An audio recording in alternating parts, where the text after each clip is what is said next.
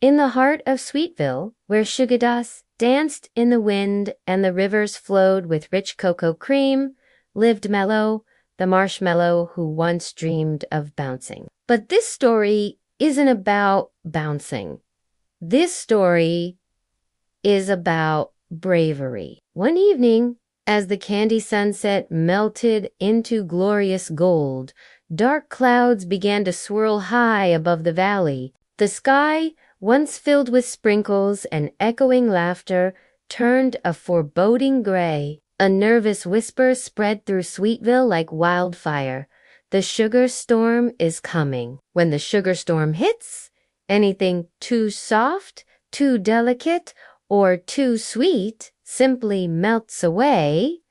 And Mellow, well, Mellow was made entirely of marshmallow. He was the softest of the soft. He watched from his doorway as candy houses shuttered their licorice windows and bolted their gingerbread doors. The jelly beans, usually so boisterous, ran for cover in a silent, colorful stampede. Even the brave choco chip guards, who stood tall and proud on any other day, were silent, their stoic expressions tinged with worry. For the first time in his life, Mellow felt a profound fear. It wasn't the kind of fear that makes you scream or jump, but the quiet, heavy kind that settles in your heart and makes the world go silent. He looked down at his soft, pillowy reflection in a shimmering caramel puddle and whispered to himself, "Maybe I am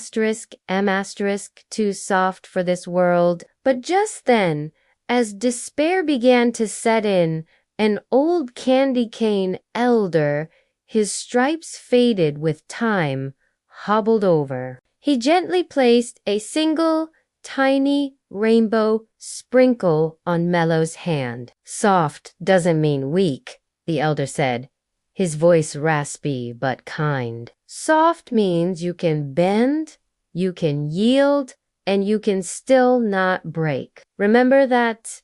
The sprinkle seemed to pulse with a tiny, reassuring warmth. The storm arrived with a terrifying suddenness. The thunder was a deafening roar of popcorn cracks, and the lightning was a blinding, sour flash of lemon fizz that streaked across the dark sky. A ferocious wind howled through the once peaceful streets of Sweetville, lifting candy wrappers and crunchy autumn leaves into a chaotic vortex. But instead of hiding, Mellow ran. He pushed through the thick, sticky syrup rain and navigated the melting chocolate streets, his heart pounding, searching for anyone who might have been left behind. He soon found Lollipapa, her beautiful swirled head stuck fast in a rapidly hardening gum puddle, her stick waving frantically for help. Further down,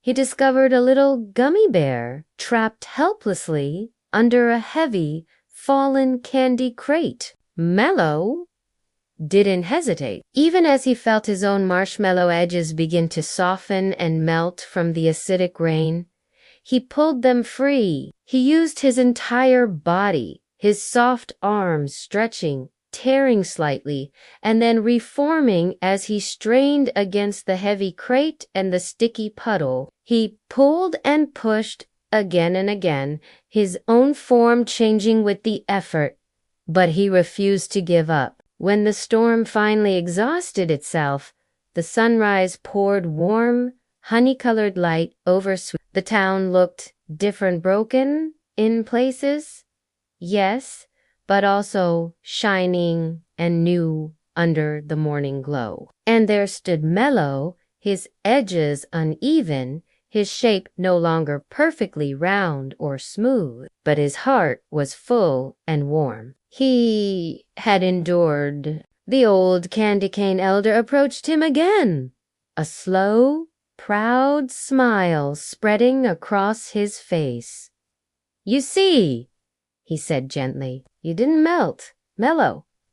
You changed. You became stronger." And from that day forward, Mellow wasn't just a marshmallow anymore. He was known throughout the land as the marshmallow who faced the stormer hero who was soft, kind, and utterly unbreakable. Because true strength isn't about being hard and unyielding. It's about staying true to who you are, even when the world tries its best to melt you. Thank you so much for joining us on this sweet adventure. If this story warmed your heart, please give it a like and consider subscribing for more tailies from our little world. We'll see you again soon.